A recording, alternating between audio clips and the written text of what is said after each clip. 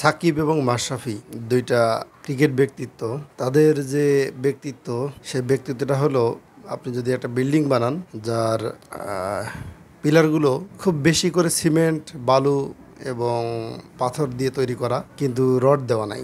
এই বিল্ডিংয়ের এই পিলারের উপরে যদি আপনি ছাদ দেন, ছাদ ঢালাই করেন বা দোতলা, তিনতলা, চারতলা করেন, সুন্দর রং করেন, সুন্দর টাইলস দেন, ঠিক আছে, এরকম বিল্ডিং যেরকম হবে। সাকিব এবং মাশরাফি এই দুজন হলো বাংলাদেশের তারকা জগতের এই ধরনের ব্যক্তিত্ব, এই ধরনের পার্সোনালিটি। এর কারণ হলো, এই বিল্ডিংয়ে যেমন বহু মানুষ, বহু প্রাণ উঠবে, ওই বিল্ডিংকে কিন্তু এই প্রাণের দায়িত্ব নিয়েই দাঁড়িয়ে থাকতে হয়। ঠিক সেম সাকিব এবং মাশরাফি দুইটা এমন চরিত্র যা বাংলাদেশের একই সাথে বিল্ডিং মানে মানুষের আশ্রয়, আবার একই সাথে প্রতারক। ঠিক আছে, ওই রডবিহীন বিল্ডিংয়ের মতো। কারণ মানুষের বিশ্বাস নিয়ে তারা খেলাধুলা করেছে, যে কারণে আজকে রডবিহীন বিল্ডিংয়ের মতো তাদের খ্যাতি এবং যশ, তাদের সুনাম সবকিছু ভেঙে পড়েছে। বারবার একথাই প্রমাণিত হয় যে দুর্জন বিদ্বান হলেও পরিত্যাজ্য।